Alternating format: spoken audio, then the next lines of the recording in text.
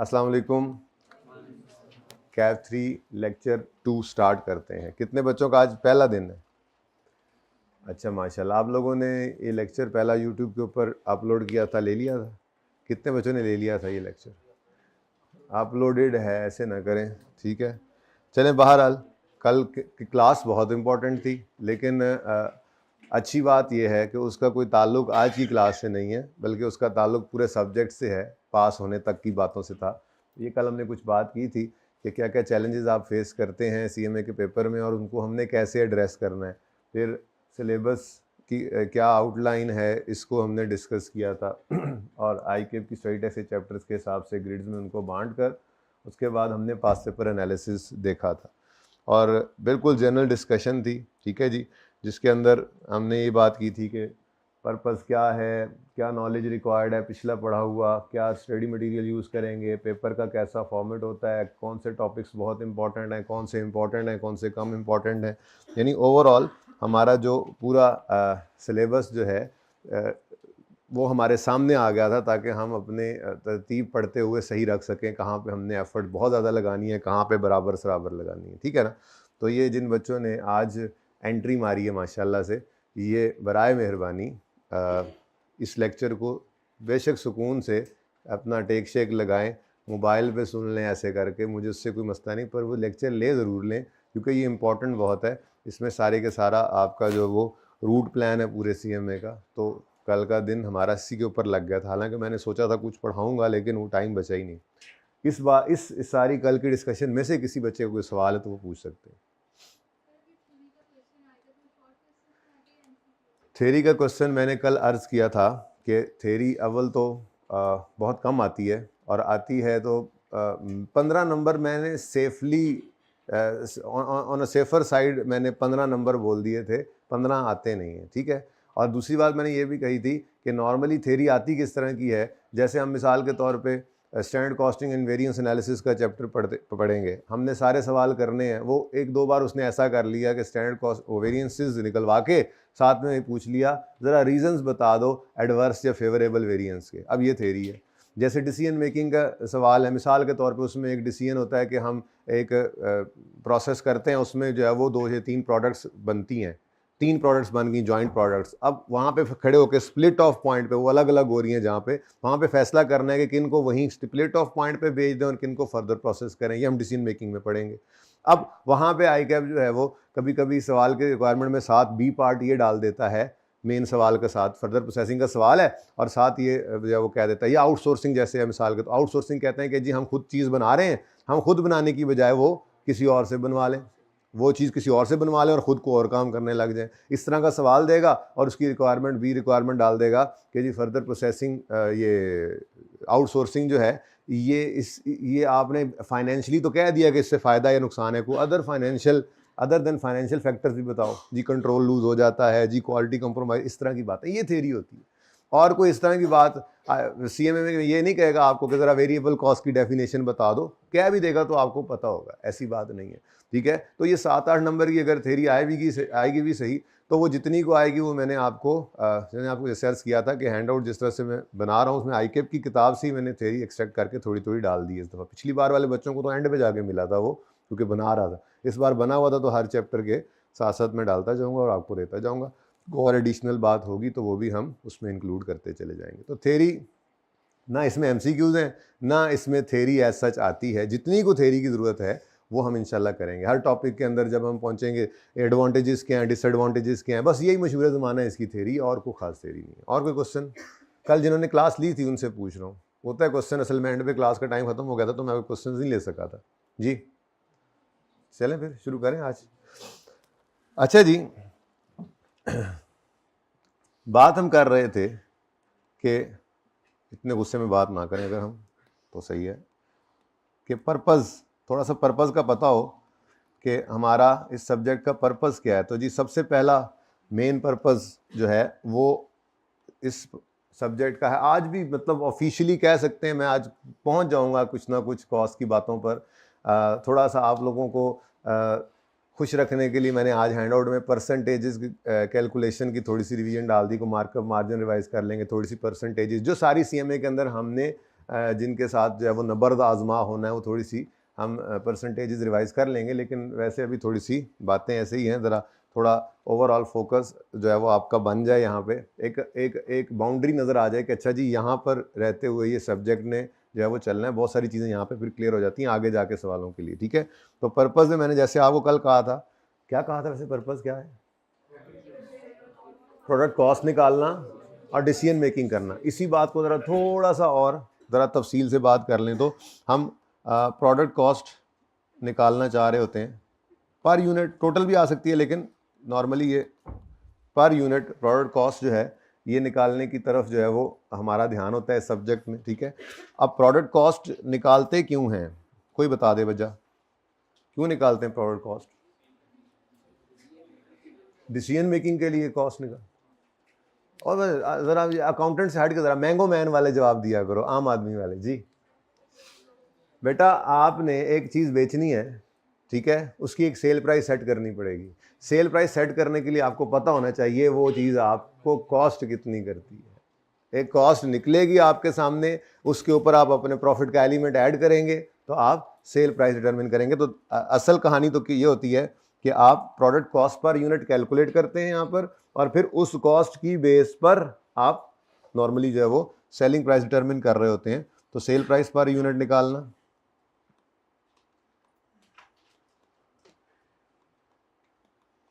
अच्छा उसके बाद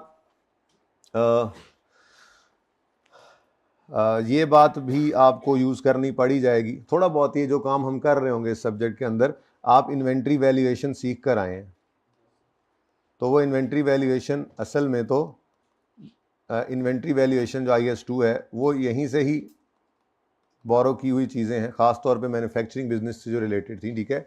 कि इन्वेंट्री की वैल्यू क्या होती है जी, लोअर ऑफ कॉस्ट और NRV, ठीक है जी। FIFO होता है, एफको होता है, पीरियोडिक होता है, परपेचुअल होता है, ये सारी बातें इंशाल्लाह हम पढ़ेंगे। प्रॉबेबली मैं दूसरे नंबर पे ये टॉपिक करवाऊंगा, अगर ये ना करवाया तो फिर ओवरहेड्स कर रहे होंगे। तो जिस वक्त ये टॉपिक करेंगे तो आप इंशाल्लाह काफ़ी कंफर्टेबल फील करेंगे कि आपने वो चीज़ें पढ़ी हुई हैं। अच्छा, जिन्होंने नहीं पढ़ी हुई हैं कोई बात नहीं, उनके लिए तो हम ये करेंगे, क्योंकि यहाँ पे भी तो टेस्ट होता है हर दफ़ा। हमने देखा था तकरीबन इन्वेंट्री वैल्यूएशन का भी हर अटैम्प्ट में सवाल आ रहा है, कोई एक आधी अटैम्प्ट मिस हुई थी, ऐसे ही है। ऐसी तरह बात बंदा करते करे ज़बानी तो अच्छा नहीं लगता। हाँ, 2 अटैम्प्ट पहली कोई नहीं था, पिछली 5 में फिर 3 लगातार अटैम्प्ट से ये सवाल आ रहा है। मैंने कहा ज़रा दिखा भी दूँ। अच्छा, उसके बाद जी क्वेश्चन है, किसने छेड़ा सर कह के ज़रा थोड़ा सा। अच्छा जी, उसके बाद हमारा CMA के अंदर पर्पस जो है वो प्रॉफिट कंप्यूटेशन भी होता है। अच्छा, अब आप कहोगे सर प्रॉफिट कंप्यूटेशन की बात तो ना करें, हम तो इंट्रो में भी प्रॉफिट कंप्यूटेशन करके आए हैं, तो ये कौन सी प्रॉफिट कंप्यूटेशन है? तो भाई देखें, जो हम फाइनेंशियल अकाउंटिंग देख रहे होते हैं उसमें हम बिज़नेस की ओवरऑल प्रॉफिटेबिलिटी नॉर्मली देख रहे होते हैं, ठीक है।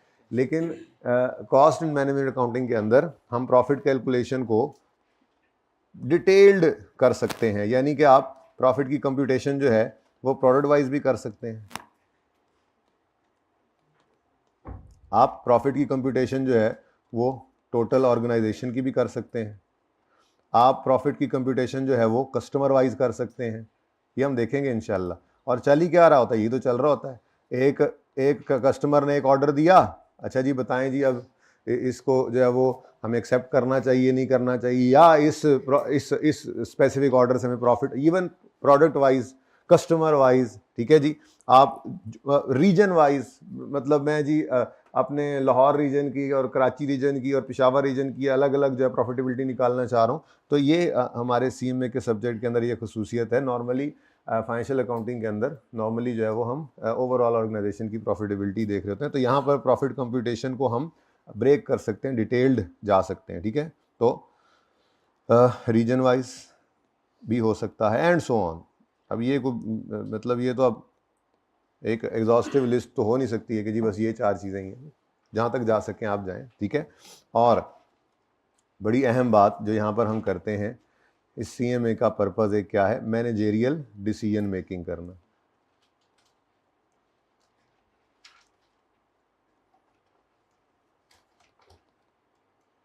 ठीक है जी, मैंने जैसे कल भी बात की थी, अच्छा, कल की क्लास लाजमी लीजिएगा जी, कोई उसके अंदर आपके ऊपर बोझ नहीं है।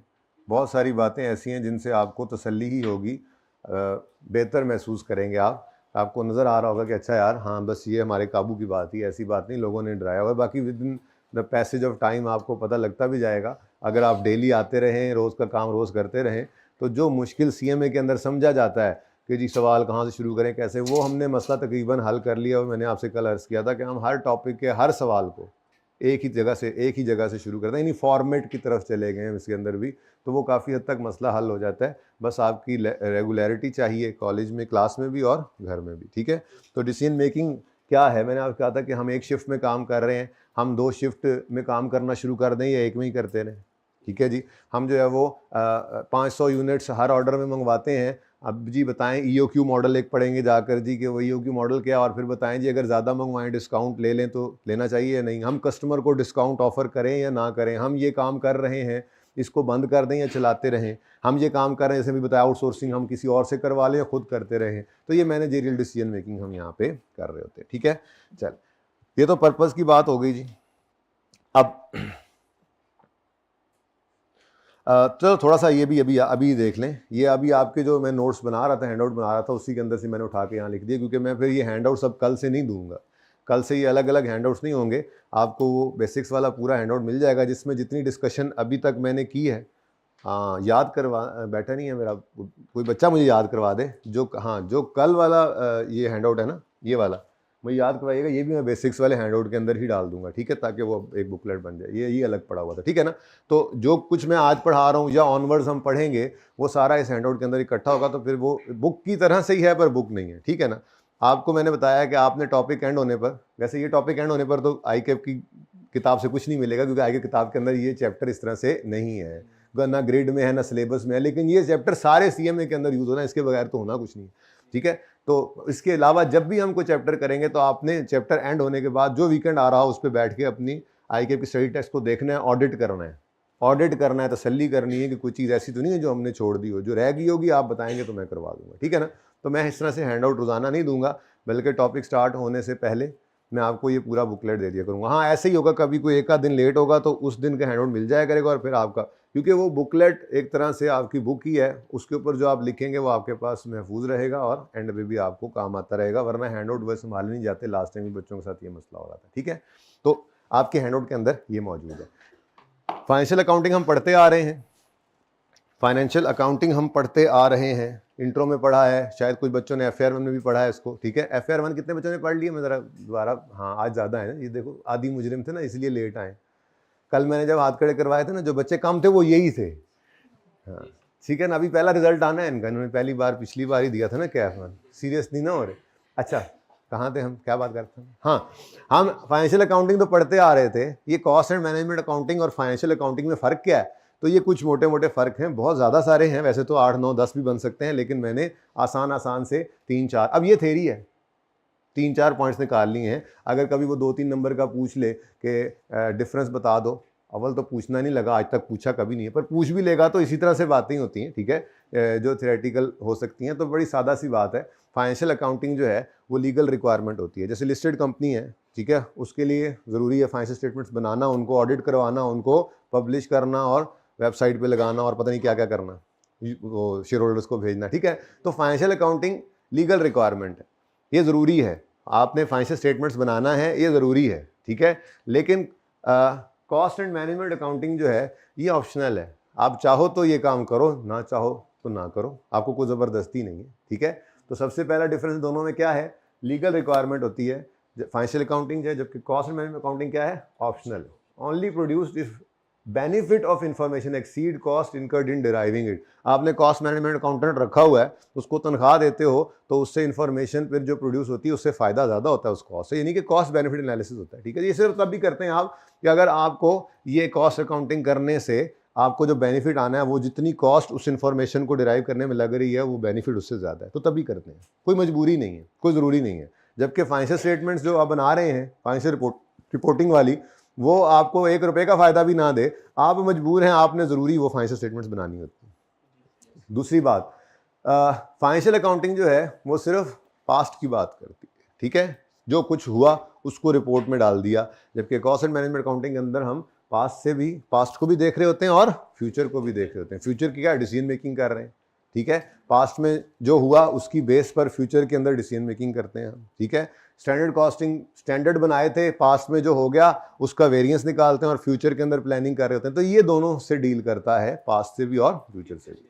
फिर जो फाइनेंशियल अकाउंटिंग है उससे जो आप इंफॉर्मेशन प्रोड्यूस करते हैं, इनकम स्टेटमेंट, बैलेंस शीट वगैरह, फाइनेंशियल स्टेटमेंट्स नॉर्मली आप बनाते हैं ना, ठीक है, वो यूज करने वाले एक्सटर्नल यूजर्स होते हैं, ठीक है। आपने पढ़ा हुआ है ये इंट्रो के अंदर। आपके यूजर्स कौन हैं जी? आपके यूजर्स बैंक्स हैं, गवर्नमेंट है, इन्वेस्टर है, शेयर होल्डर्स हैं, इवन एम्प्लॉयज़ हैं, ठीक है। खैर एम्प्लॉयज़ तो किसी हद तक बहरहाल एक्सटर्नल यूजर ही हैं। मैनेजमेंट और एम्प्लॉय तो मुलाजिम होता है ना, मैनेजमेंट तो डायरेक्टर्स हैं जो मालकान हैं, ठीक है। एनीवेज फाइनेंशियल अकाउंटिंग जो है वो एक्सटर्नल यूजर्स यूज कर रहे होते हैं, जबकि कॉस्ट मैनेजमेंट अकाउंटिंग जो है वो इंटरनल यूजर्स के लिए। ये मोटे मोटे कुछ फ़र्क हैं, ये लंबी कहानियाँ लिखने बैठो तो लिखते रहो। मैंने आपको जैसे अर्ज़ किया 8, 9, 10 आपको आमतौर पे किताबों से मिल भी जाएंगे, लेकिन ये आसान आसान मैंने 4, 5, 6 निकाल लिए थे, ठीक है। यही बस जहन में रख लें। टेस्ट तो ये भी नहीं होने, लेकिन चलो पता तो होना चाहिए थोड़ा बहुत कि यार फ़र्क क्या है। एक सब्जेक्ट हम पढ़ जो रहे हैं तो उसका दूसरी फाइनेंशियल अकाउंटिंग से फ़र्क क्या है पता तो फाइनेंशियल अकाउंटिंग जो आप करते हैं वो स्पेसिफिकली आप गवर्न करते हैं आपके स्टैंडर्ड्स। IAS 16 का नोट कैसे बनाना है, PPE का नोट कैसे बनाना है, IAS 16 ने बताया है, इंशाल्लाह बताएगा भी, या जिन्होंने नहीं पढ़ी है फिर जिन्होंने पढ़ लिया उनको पता है। इंटेंजिबल्स को कैसे प्रेजेंट करना है, फाइनेंशियल स्टेटमेंट्स कैसे बनानी है, बैलेंस शीट क्या फॉर्मेट हो, इनकम स्टेटमेंट कैसे बनानी है, IAS 1 बताता है। तो जो फाइनेंशियल अकाउंटिंग है वो IFRS के अंडर बनती हैं, उन रूल्स को फॉलो करके बनती हैं, जबकि कॉस्ट मैनेजमेंट अकाउंटिंग जो है उसका कोई स्टैंडर्ड नहीं है, ठीक है ना। यही तो मसला आता है बच्चों को, कोई फॉर्मेट तो है नहीं, तो वो हम कोई फॉर्मेट बना लेंगे, ठीक है, हम अपना स्टैंडर्ड बना लेंगे, ऐसे ना होते नहीं है, ठीक है।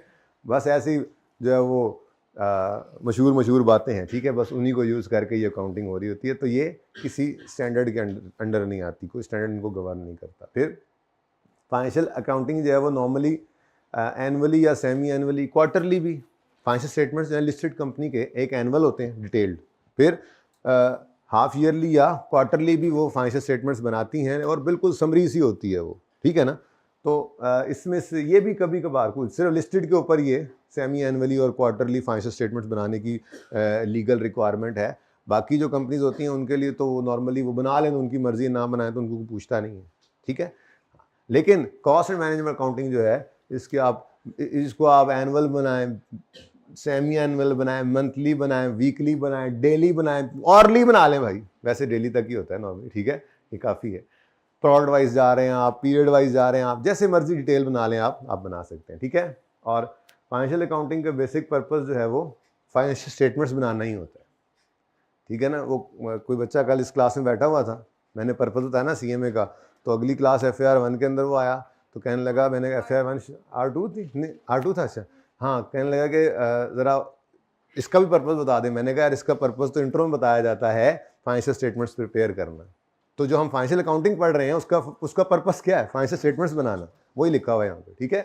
जब कॉस्ट एंड मैनेजमेंट अकाउंटिंग का जो है वो पर्पस क्या होता है, ये हम डिसीजन मेकिंग के लिए, प्लानिंग के लिए, कंट्रोल के लिए जो है वो बना रहे होते हैं, ठीक है। तो इसको नोट करने की कतन कोई ज़रूरत नहीं है। पहली बात है हैंडआउट आपके लिए आ रहा है, आज मैंने ये कॉपी करवा ली है। और दूसरी बात ये आपके उस नोट्स के अंदर भी है, बेसिक्स के अंदर इसी तरह से यही वाला टेबल वहीं से उठा के मैंने यहाँ लिखा है, ठीक है। चल अच्छा जी, ये थोड़ी सी बात भी करना चाह रहा था मैं। अब अगली इम्पॉर्टेंट बात, यहाँ तक कोई मसला तो नहीं, बातें समझ आ रही है? कुछ गपशप है, गपशप, सवारियाँ पूरी हो रही हैं ना, दूसरी क्लास है। जी जी जी बिल्कुल, कॉस्ट अकाउंटिंग के बगैर कर सकते हैं आप। कॉस्ट क्या हेल्प कर सकता है, लेकिन ये तो नहीं कि कोई मजबूरी ही है, ठीक है। अब आप इन्वेंट्री वैल्यूएशन को कहेंगे जी वो कॉस्ट अकाउंटिंग चल रही है, इन्वेंट्री वैल्यूएशन बहुत सिंपल भी हो सकती है, ठीक है। तो बहरहाल cost and management, cost accounting use तो ज़रूर करते हैं हम चीज़ों को कैलकुलेट करने के लिए। जो हम कॉस्ट ऑफ सेल निकाल रहे हैं, अगर मैन्युफैक्चरिंग कंसर्न आज बात करेंगे तो उसके अंदर हम ये कॉन्सेप्ट लगा रहे होते हैं, ठीक है। तो जाहिर सी बात है वो फिगर्स आगे यूज़ कर ही रहे होते हैं, लेकिन सिंपल बिजनेसेस के अंदर शायद इसकी ज़रूरत ना भी पड़े, आप इसके बगैर भी चल सकते हैं, ठीक है। अच्छा जी, टाइप्स ऑफ ऑर्गेनाइजेशन क्यों ना पढ़ लिया जाए।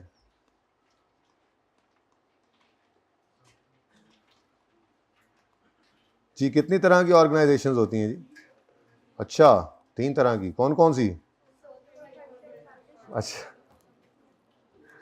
जी, ये मैं विद रिस्पेक्ट टू एक्टिविटीज पूछ रहा हूं। आपने लीगल स्टेटस बता दिया।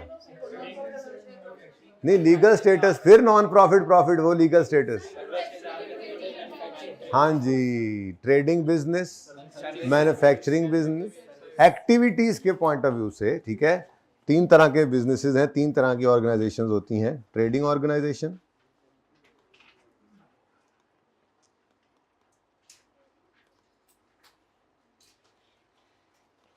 ट्रेडिंग ऑर्गेनाइजेशन का काम क्या है? अच्छा, ये भी मैंने वो हैंडआउट के अंदर ऐसे ही मैं ज़रा साथ साथ दिखाता भी जाऊंगा आपको, ताकि आपको थोड़ी तसल्ली रहे। बहुत ज़्यादा नोट करने की तरफ भी ना जाए, बस समझते रहें आराम से, ठीक है। ये मैंने डेफिनेशन लिखी हुई है ट्रेडिंग ऑर्गेनाइजेशन की, मैन्युफैक्चरिंग की, सर्विस की, बात ही यहीं से शुरू हो रही है, ठीक है। अच्छा, तो ट्रेडिंग ऑर्गेनाइजेशन ये क्या करते हैं जी? ये गुड्स को बाय करते हैं, readymade goods, readymade finished goods by करते हैं और एज इट इज़ उनको सेल कर देते हैं, ठीक है। जैसे हमारे गली के नुक्कर वाला medical general store, medical store, जैसे डिपार्टमेंटल स्टोर्स हैं, ठीक है। जैसे आप किसी भी इलेक्ट्रिकल अप्लायंसेस वाले स्टोर पे चले जाएं, सारे ये बिजनेसेस क्या हैं? आप किसी एसी खरीदने जाए ना, ये आबिद मार्केट के अंदर, तो वहाँ पे एसी बनाने की फैक्ट्री नहीं लगी होती, तो एसी लगे होते हैं, वो फैक्ट्री से खरीद के लाते हैं बने बनाए एसी और आगे आपको बेच देते हैं, ठीक है। आप जलाल सन्स पे चले जाएं तो यहाँ पे कहीं पे भी घी की फैक्ट्री नहीं लगी हुई, वो घी फैक्ट्री से खरीद के लाते हैं बना बनाया और आपको बेच देते हैं, ठीक है। तो ट्रेडिंग ऑर्गेनाइजेशन जो होती हैं वो रेडीमेड या फिनिश्ड गुड्स लेते हैं। क्या करते हैं जी?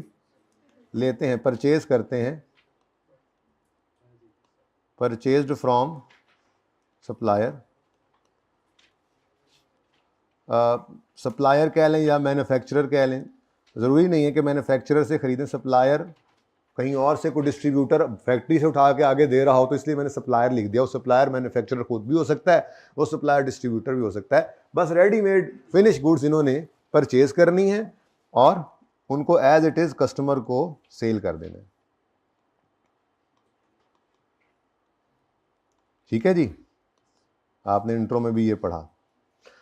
दूसरी किस्म की ऑर्गेनाइजेशन जो है वो मैन्युफैक्चरिंग बिजनेस होते हैं, ठीक है। मैन्युफैक्चरिंग ऑर्गेनाइजेशन होती है।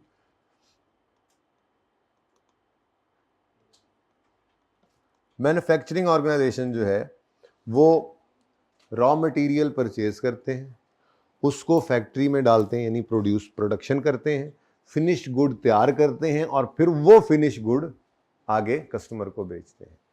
और हमारे सीएमए के अंदर यही हमारा इसी के साथ पाला रहेगा, क्योंकि ये वाला बिजनेस तो आप इंट्रो के अंदर भी पढ़ के आए और नॉर्मली आप आगे भी ये चीज़ें देख ही रहे होते हैं, ठीक है। आसान वाली अकाउंटिंग है। यहाँ पे सीएमए के अंदर हमारा पाला जो है वो इससे पड़ेगा, ठीक है। तो मैन्युफैक्चरिंग ऑर्गेनाइजेशन जो होती हैं ये क्या करती हैं? ये मेरे बच्चों रॉ मटेरियल परचेज करते हैं, मटेरियल परचेज होता है, उसको प्रोडक्शन प्रोसेस में डालते हैं और फिनिश गुड्स प्रोड्यूस करते हैं। फिनिश्ड गुड्स आर प्रोड्यूस्ड, ठीक है जी। और फिर ये फिनिश गुड्स आगे सेल कर देते हैं टू कस्टमर्स। तो आज अभी मैं थोड़ी देर में बात इसी पर ही शुरू करूंगा। जितनी बात आज हमारी होगी वो इसी के ऊपर ही करते चले जाएंगे। थोड़ी सी जगह बना लें ज़रा। मेरे ख्याल में तीसरा तो बस ऐसे ही एक जुमला सा लिख लेना है, ठीक है। इसलिए उसको दरमियान में मैं फिट कर देता हूँ, अगर आप लोगों की इजाज़त हो, और अगर ना भी हो तब भी मैं यही करूँगा।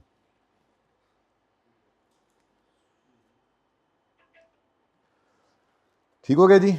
रॉ मटेरियल ख़रीदते हैं, उसको प्रोडक्शन प्रोसेस से गुजारते हैं। सारी लड़ाई हमारी सीएमए के अंदर यही रहनी है, ठीक है। और फिर फिनिश गुड्स को बेच देते हैं। और तीसरी किस्म का बिजनेस जो है वो सर्विस ऑर्गेनाइजेशंस होती हैं, सर्विसेज का बिजनेस है।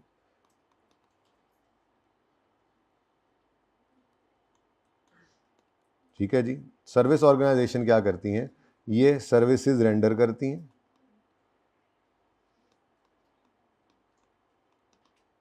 Rendering of services to customer.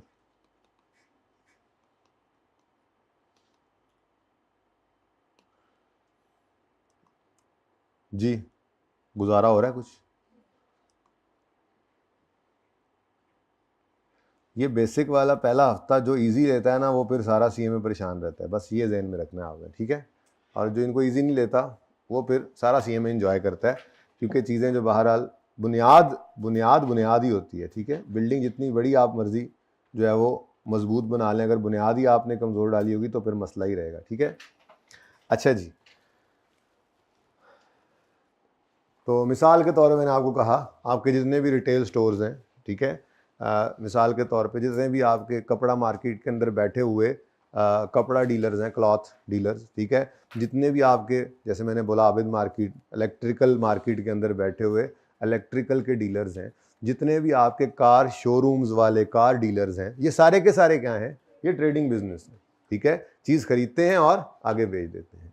ऐसे बिजनेस के लिए जो सिग्निफिकेंट कॉस्ट होगी वो कॉस्ट ऑफ परचेज होगी, ठीक है ना। गुड्स खरीदने की कॉस्ट सिग्निफिकेंट कॉस्ट होगी किसी भी बिजनेस के लिए। आप किसी भी स्टोर पे चले जाएं, वो आप उनसे पूछे ना सबसे बड़ा खर्चा आपका कौन सा है, वो कहेगा भाई जो चीज़ें खरीद के लाते हैं वही।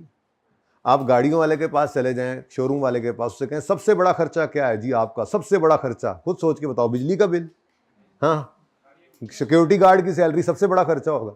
नहीं भाई, गाड़ियां खरीद के लाते हैं, उनको आगे बेचना होता है, सबसे बड़ा। तो सिग्निफिकेंट कॉस्ट जो है वो नॉर्मली इसमें कॉस्ट ऑफ परचेज होती है, ठीक है। अच्छा, मैन्युफैक्चरिंग बिजनेस जो है, इसकी मिसाल क्या है, ये ग्री एसी बनाने वाली जो फैक्ट्री है, ये फिलिप्स का जो बनाने वाला जो बल्ब की फैक्ट्री है, ठीक है, ये पंखा को नहीं लगा हुआ, ठीक है। तो ये घड़ी बनाने वाली जो कंपनी है, ये कंप्यूटर बनाने वाली जो फैक्ट्री जहाँ लगी हुई है, ठीक है, ये सारे मैन्युफैक्चरिंग बिजनेस है, ठीक है। तो मैन्युफैक्चरिंग बिजनेस के अंदर जो सिग्निफिकेंट कॉस्ट होगी वो प्रोडक्शन कॉस्ट होगी। सबसे ज़्यादा कॉस्ट क्या होगी उसकी, प्रोडक्शन। तो प्रोडक्शन कॉस्ट के अंदर ही फिर सारा कुछ आ जाता है ना, मटेरियल खरीदा, उसको फैक्ट्री में डाला, लेबर लगाई, ओवरहेड्स लगाए और चीज़ बन के निकल आई। तो ज़्यादा सिग्निफिकेंट कॉस्ट जो होंगी वो मैन्युफैक्चरिंग बिजनेस में क्या होंगी, प्रोडक्शन कॉस्ट, ठीक है जी। और सर्विस ऑर्गेनाइजेशन की एग्जाम्पल्स क्या हैं? सर्विस ऑर्गेनाइजेशन वो हैं जहाँ पर सर्विसेज रेंडर की जा रही हैं। ये कॉलेजेस जो है, ये एजुकेशनल इंस्टीट्यूशंस हैं, यूनिवर्सिटीज़ हैं, हॉस्पिटल्स हैं, ऑडिट फर्म्स हैं, ये सब के सब क्या हैं, ये सर्विस ऑर्गेनाइजेशंस हैं। सर्विस ऑर्गेनाइजेशंस के अंदर जो सिग्निफिकेंट कॉस्ट होगी वो क्या होगी आपके ख्याल में? स्टाफ की सैलरीज। यहाँ पे लोग जो है वो काम कर रहे हैं ना, ठीक है। तो हॉस्पिटल के अंदर काम करने वाले डॉक्टर्स, नर्सेज, स्टाफ जो हैं, उनकी सबसे ज़्यादा जो है वो सिग्निफिकेंट कॉस्ट हुई है, ठीक है। एजुकेशनल इंस्टीट्यूशंस के अंदर सबसे ज़्यादा सिग्निफिकेंट कॉस्ट जो होगी वो उन पढ़ाने वालों की जो है वो तनख्वाहें होंगी, ठीक है। हॉस्पिटल्स के अंदर डॉक्टर्स की तनख्वाहें होंगी, ठीक है। ऑडिट फर्म के अंदर आपके जो पार्टनर हैं, जो मैनेजर्स हैं, जो आपके चलो ऑडिट ट्रेनीज हैं, ठीक है, पैसे तो उनको मिलते हैं, थोड़े कम मिलते हैं पर मिलते तो हैं, ठीक है। मैं ज़रा रुक गया, ठीक है। तो ये सब क्या है, ये मेन कॉस्ट है किसी भी ऑडिट फर्म के लिए। सबसे बड़ी कॉस्ट क्या होगी, यही जो स्टाफ को उन्होंने पैसे देने होते हैं, ठीक है। सही है। अच्छा, अब अगली बात, अच्छा वैसे ही ज़रा चलो छोड़ो, ठीक है। मैन्युफैक्चरिंग बिजनेस के अंदर कितनी तरह की इन्वेंट्री होती है, ये जब मौका आएगा तो देख लेंगे। 3 तरह की होती है, ठीक है।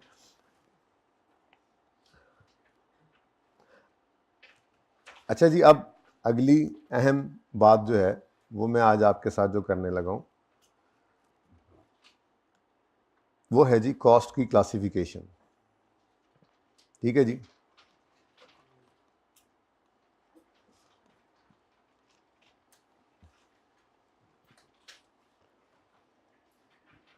दो तरह की कॉस्ट हुआ करती हैं जी।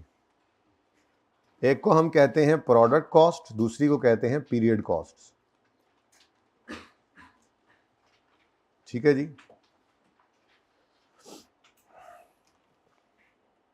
एक वेरिएबल फिक्स वाली भी है, मैंने जैसे यहाँ पे लिखा हुआ, मैं देख लूँ, प्रोडक्ट कॉस्ट, पीरियड कॉस्ट, चलो फिक्स वेरिएबल की बाद में कर लेते हैं बात, ठीक है। कॉस्ट क्लासिफिकेशंस ब्रॉडली मैंने दो तरह की पढ़ानी है, एक ये आज पढ़ा रहा हूँ, बात शुरू कर रहे हैं, इसको कल ख़त्म भी करेंगे और दूसरी भी आ जाएगी कल तक, ठीक है।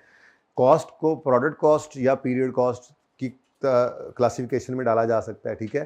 फिर कॉस्ट को फिक्स या वेरिएबल भी कहा जा सकता है, उसमें सेमी वेरिएबल भी आ जाती है, फिक्स स्टेप फिक्स भी आती है, वो बाद में फिर कर लेंगे इंशाल्लाह, ठीक है ना। तो अभी मैं आपको क्या पढ़ाने लगा हूँ, कॉस्ट की क्लासिफिकेशन नंबर 1।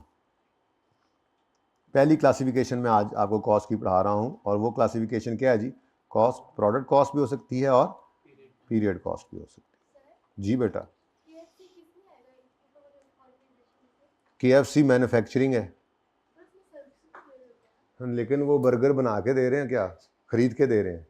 अगर आप खरीद के बर्गर दे रहे हैं किसी से तो फिर आप ट्रेडिंग बिजनेस है, लेकिन अगर आप खुद बनाकर बेच रहे हैं तो फिर मतलब यही है ना कि आप चीज़ बनाकर बेच भी खुद ही रहे हैं, ठीक है। हाँ तो वो सही है, वो आउटलेट के ऊपर बेच रहे हैं, तो जो डिलीवर कर रहे हैं या जो घर ले जाते हैं, तो घर ले जाने वाले भी तो उनके वही कस्टमर ही हैं नॉर्मली, तो उनकी वो एक एक्स्ट्रा सर्विस है ना कि वहीं पे आने वाले लोगों को जो कहते हैं चलो इधर बैठ के खा लो, असल में तो वो बर्गर बना के बेच रहे हैं, मैन्युफैक्चरिंग बिजनेस है। आपके गोरमे वाले मैन्युफैक्चरिंग बिजनेस हैं, ब्रेड बना के बेच रहे हैं, ठीक है, सही है।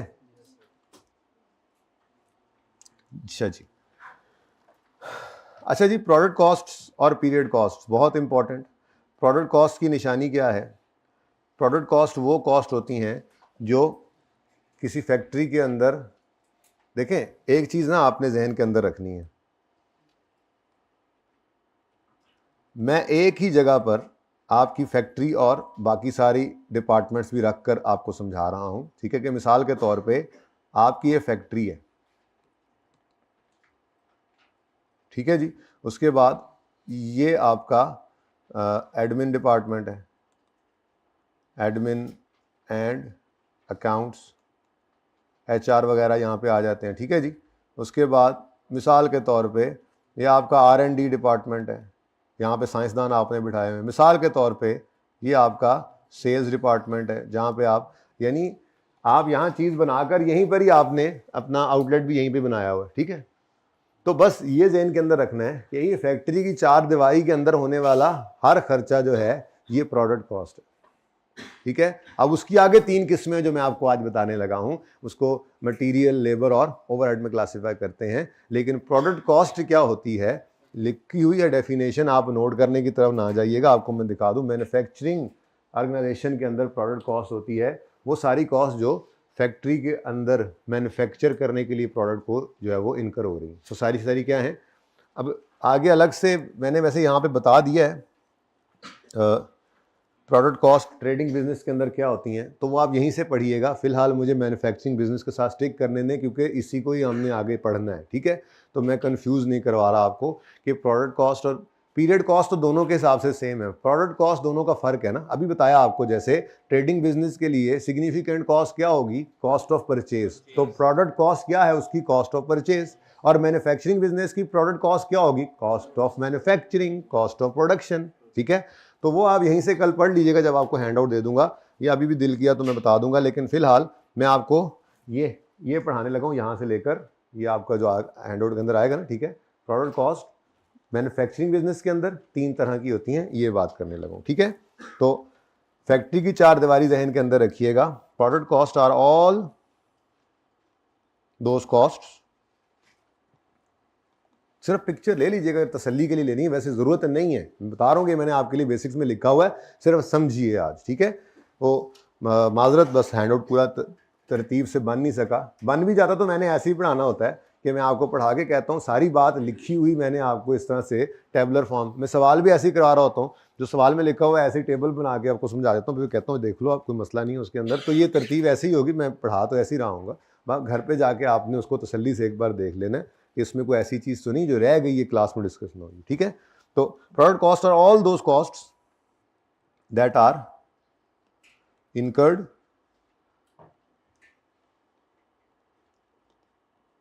आपके हैंडआउट में तो नहीं है ना ये आज ये वाला that are incurred in manufacturing a product in factory, बस सादा बात, that are incurred in manufacturing a product in factory, factory के अंदर प्रोडक्ट को मैन्युफैक्चर करने की जो कॉस्ट हैं वो क्या है, प्रोडक्ट कॉस्ट है। मसलन आप फैक्ट्री दिमाग के अंदर लाएं, थोड़ी सी ला सकते हैं तो कोशिश करें जी, फैक्ट्री एक दिमाग में लाएं। आपने मिसाल के तौर पे चॉकलेट बनाने की एक फैक्ट्री लगाई है, सॉरी रोजे हैं, आपने जूते बनाने की, खाने की नहीं, जूते बनाने की एक फैक्ट्री लगाई है। अब दिमाग के अंदर फैक्ट्री लेकर आए, कैसे कैसे काम चल रहा होगा। सबसे पहले तो आपको रॉ मटेरियल खरीदना पड़ेगा। रॉ मटेरियल, ये रॉ मटेरियल आगे वो डायरेक्ट इनडायरेक्ट की कहानी भी है, वो भी समझाता हूँ बाद में, ठीक है ना। फिलहाल रॉ मटेरियल खरीदना पड़ेगा, ठीक है। रॉ मटेरियल क्या होगा, आपको चमड़ा खरीदना पड़ेगा, ठीक है, आपको कोई लकड़ी खरीदनी पड़ेगी सोल के लिए, रबर वगैरह, रबर, चमड़ा, ग्लू, नेल्स, धागा, ये सारा कुछ क्या है, ये किसी भी जूते को बना, दिमाग के अंदर आप वो फैक्ट्री चल रही है आपके, ठीक है ना। तो किसी भी जूते को बनाने के लिए जो मटेरियल रिक्वायर्ड है वो आप खरीदेंगे। फिर आपने वहां पर कुछ मशीनें लगाई होंगी और कुछ लेबर भी लगाई हुई होगी, जो मशीनों के ऊपर अगर हैंडमेड बना रहे हैं तो फिर सारे आपने जो है वो मोची बिठाए हुए होंगे, ठीक है। या फिर आपने मशीन लगाई होगी और कुछ उसके साथ जो है वो उन मशीनों को चलाने वाले लोग होंगे, ठीक है। तो जो लोग काम कर रहे हैं उन जूतों को बनाने के लिए, ठीक है, वो कॉस्ट इनकर करेंगे ना, उसके ऊपर वो पैसे लेकर काम करेंगे ना, ठीक है।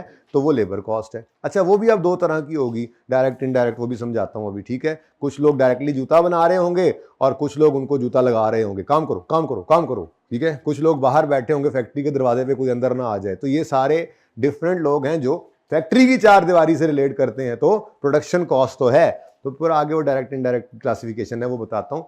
शायद आज ज़बानी बताऊं, कल फिर आपको वो लिखा हुआ मिल जाए, देख लेते हैं। बहरहाल अभी तो चल रहा है काम। इसी तरह से तीसरी चीज क्या होती है, मटेरियल खरीद लिया आपने, लेबर लगा दी, और इंट्रो में ना मैन्युफैक्चरिंग अकाउंट का चैप्टर होने की वजह से थोड़ा सा ये फायदा होता है कि ओवरहेड पता आपको होता है कि क्या है। वो अलग बात है कि मैंने दोबारा बताना है, हमने उसकी कैलकुलेशन भी सीखनी है, बड़ी तफसील से बात करनी, लेकिन थोड़ा एक बार नाम तो सुना होता है ना जिंदगी में, ओवरहेड क्या है। बहरहाल ओवरहेड्स क्या होते हैं, जो मटेरियल और लेबर ना हो लेकिन प्रोडक्शन की कॉस्ट का हिस्सा हो। मिसाल के तौर पे जो मशीन मैंने आपको कहा आपने चलानी है, जो चलाने वाला तो लेबर है, लेकिन मशीन जो है वो बिजली पे चलनी है। तो बिजली का बिल क्या है, मटेरियल है लेबर है, ना मटेरियल है ना लेबर है, लेकिन फैक्ट्री की चार दीवारी के अंदर ये खर्चा हो रहा है, ओवरहेड। फैक्ट्री कॉस्ट, इसके डिफरेंट नेम्स है, मैंने लिखे हुए हैं यहां पे। मैंने आपको ना हर वो अल्टरनेटिव नेम्स भी लिख दिए हैं, आप एक बार पढ़ना है बस, आपने याद यूज नहीं करना है इस सारी चीजों को, ठीक है ना। कि मतलब इधर ये also known as production overheads, indirect manufacturing cost, indirect factory cost, ये डिफरेंट नाम है इसके, एक बार पढ़ लेना, कभी यूज हो जाए। वैसे इतनी बार हम ऐसी चीजें जहां अल्टरनेटिव नेम्स आते हैं वो मैं काफी दफा बता देता होता हूं, तो वहां पे फिर आपको वो जहन में रह जाता है, याद करने की जरूरत नहीं होती। लेकिन बहरहाल बच्चे जिद करते थे कि जी नोट्स होने चाहिए, तो इसलिए वो मैं यहाँ पे लिख रही है कुछ चीजें, ठीक है। तो प्रोडक्ट कॉस्ट कौन सी कॉस्ट है, जो प्रोडक्ट को मैन्युफैक्चर करने के लिए फैक्ट्री में इनकर हो रही है, और वो कितनी किस्म की होंगी, तीन किस्म की होंगी, ब्रॉडली तीन किस्म की होती है, मटेरियल, लेबर, ओवरहेड। ओवरहेड किसे कहते हैं, चलो मटेरियल लेबर तो आपको समझ आ गया। जो ओवरहेड क्या है, जो मटेरियल लेबर नहीं है लेकिन फैक्ट्री का खर्चा है। जैसे मैंने आपको कहा कि फैक्ट्री के अंदर लगी हुई जो मशीन है यहाँ पर, वो बिजली पे चल रही है या फ्यूल पे चल रही है, तो उसकी फ्यूल कॉस्ट है, इलेक्ट्रिसिटी कॉस्ट। फिर मशीन अगर आपकी अपनी है तो उसकी डेप्रिसिएशन, और अगर मशीन किराए की है तो उसका किराया। फैक्ट्री अगर आपकी अपनी है तो उसकी बिल्डिंग की डेप्रिसिएशन, और अगर फैक्ट्री किराए पे है तो ये सारे खर्चे वो हैं जो मटेरियल लेबर नहीं है लेकिन फैक्ट्री के खर्चे हैं, ठीक है ना। तो प्रोडक्ट कॉस्ट जो है वो तीन तरह की होती हैं जी, मटेरियल,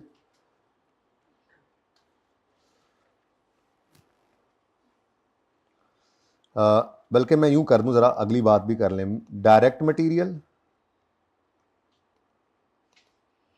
डायरेक्ट लेबर और फैक्ट्री ओवरहेड्स। अब ये डायरेक्ट वाली बात क्या हो गई, बहुत आसान है जी, मुश्किल कोई नहीं है, ठीक है। पहले मैं लिख लूं फिर समझाता हूं जरा। ओवरहेड्स, ओवरहेड जरा ऐसे शॉर्ट करके लिख लिया मैंने, ठीक है जी बेटा। मटेरियल डायरेक्ट कब है, कोई बता दे, गलत बता दे, कुछ नहीं होता। इजीली ट्रेसेबल हो, क्या मतलब, हाँ हाँ हाँ हाँ, मैं ये लफ्ज सुनना चाह रहा था। ठीक है, ये जो टेबल है, ठीक है, इस टेबल की शक्ल किस वजह से है? ये इसके ऊपर लगी हुई लकड़ी और लोहे से। तो ये ऐसा मटेरियल है जो सिग्निफिकेंट पार्ट बना है, बल्कि जिसने इसको शक्ल दी है, डायरेक्ट मटेरियल है। अच्छा, इसके अंदर कोई ग्लू श्लू भी लगी हुई होगी, कोई कील गूल भी लगे होंगे, नजर नहीं आ रहे, है तो वो भी मटेरियल। ठीक है, तो वो किस तरह चला जाएगा? देखो, पहली बात, कुछ बच्चे समझते हैं कि जिसकी कॉस्ट निकल सके कि जी एक टेबल पर कितनी लकड़ी लगी है, अगर क्लियरली बता सकते हैं तो डायरेक्ट है, अगर क्लियरली नहीं बता सकते तो ये डायरेक्ट नहीं है। ऐसी बात नहीं है। लकड़ी तो मैं बता रहा हूं, लोहा तो मैं बता रहा हूं कितना है, मैं कील भी गिन के बता सकता हूं जी, इसके अंदर 10 कील लगे हुए हैं और एक कील मुझे 5 रुपए का पड़ता है, तो 50 रुपए कील की कॉस्ट है, निकल तो सकती है। ठीक है, तो दो बातें होना जरूरी हैं। पहली बात, ये सिग्निफिकेंट पार्ट बने मटेरियल, और बूटी लगाने के लिए एक बात बताई क्या, कि जिसकी वजह से इसकी शक्ल बन रही हो। ठीक है ना, और दूसरी बात मतलब जो इसको शक्ल दे, इजीली ट्रेसेबल हो, सिग्निफिकेंट पार्ट हो, ये डायरेक्ट है। बाकी जो इजीली ट्रेसेबल ना हो, ठीक है, या इनसिग्निफिकेंट कॉस्ट रखता हो, उसको हम इनडायरेक्ट मटेरियल कह देंगे। है मटेरियल कॉस्ट ही, है मटेरियल कॉस्ट ही। तो फर्क क्या पड़ा? डायरेक्ट मटेरियल तो अपने नाम से आ गया, इनडायरेक्ट मटेरियल फैक्ट्री ओवरहेड के अंदर चला जाएगा। ठीक है, ऑल फैक्ट्री एक्सपेंसेस। मैं मिसाल के तौर पे इसकी डेफिनेशन यहां लिख लेंगे, मैं एग्जांपल्स के अंदर यहां पे सबसे पहले क्या लिख रहा हूं, इनडायरेक्ट मटेरियल। ठीक है जी, तो वैसे आपको बता रहा हूं, मैंने 3 बातें बताई हैं कि वो फुली ट्रेस हो जाए, एक यूनिट पर कितना लगता है, ठीक है, और वो सिग्निफिकेंट पार्ट बने ओवरऑल कॉस्ट का, यानी कि इस टेबल की टोटल कॉस्ट में लकड़ी की कॉस्ट सिग्निफिकेंट पार्ट रखती है। ठीक है, और तीसरी चीज, इंटेग्रल पार्ट बन जाए फिनिश गुड का। ठीक है, मतलब इसको मैंने इस तरह से लिखा है यहां पर आपके लिए, ये देखें। ठीक है, कि डायरेक्ट मटेरियल कॉस्ट इंक्लूड्स, मैं जरा चाह रहा हूं मैं दोबारा ना लिखूं अगर आपकी इजाजत हो। ठीक है ना, वहां पे सिर्फ मैं लिख दिया डायरेक्ट मटेरियल, डायरेक्ट लेबर और एफओएच। ठीक है ना, अब उसकी डिटेल यहां पर लिखी हो तो यहीं से काम चला रहे, कहेंगे तो लिख दूंगा, यही बात दोबारा लिखनी है मैंने। Direct material cost includes cost of any substance और ingredient which can be fully traced to 1 unit of output. अब बता सकते हैं एक टेबल पे कितने फुट लकड़ी लगी, कितने फुट लोहा लगा, बता सकते हैं। ठीक है, becomes integral part of finish product. ये नहीं है कि वो कोई स्प्रे था, स्प्रे भी हो सकता है, एक चमक लाने के लिए एक स्प्रे है, वो भी हमने किया है तो वो भी मटेरियल, लेकिन वो इंटेग्रल पार्ट नहीं बना, वो तो उड़ गया, बस चमक चमक लगा के उड़ गया। ठीक है, तो वो भी तो मटेरियल था, तो इंटेग्रल पार्ट भी बने। और तीसरी चीज, सिग्निफिकेंट पार्ट हो overall cost of finish product का, यानी इस कॉस्ट, मतलब आप कह सकते हैं कि जी कील भी जो है वो फुली ट्रेस हो सकता है, एक यूनिट पर कितना लगा है, और इंटेग्रल पार्ट भी बना हुआ है, उड़ नहीं गया है, तो इसको भी डायरेक्ट कह दें तो फिर अगली बात नहीं पूरी होती कि वो सिग्निफिकेंट पार्ट ओवरऑल कॉस्ट का नहीं है। अगर ये बेंच जो है, ये पूरे का पूरा बेंच 15,000 में बना है, तो शायद इसमें कील जो है वो 150 रुपए के लगे हों, 50 रुपए के लगे हों। ठीक है, तो फिर हम उसको कहते हैं कि यार इसको डायरेक्ट मटेरियल ना कहो, ये इतनी इनसिग्निफिकेंट कॉस्ट है कि इसको इनडायरेक्ट कह लो। ठीक है, तो डायरेक्ट मटेरियल की बात कही गई है, इनडायरेक्ट का आपको नहीं बताया, जो डायरेक्ट नहीं है वो फिर इनडायरेक्ट है। ठीक है, अच्छा, तो डायरेक्ट मटेरियल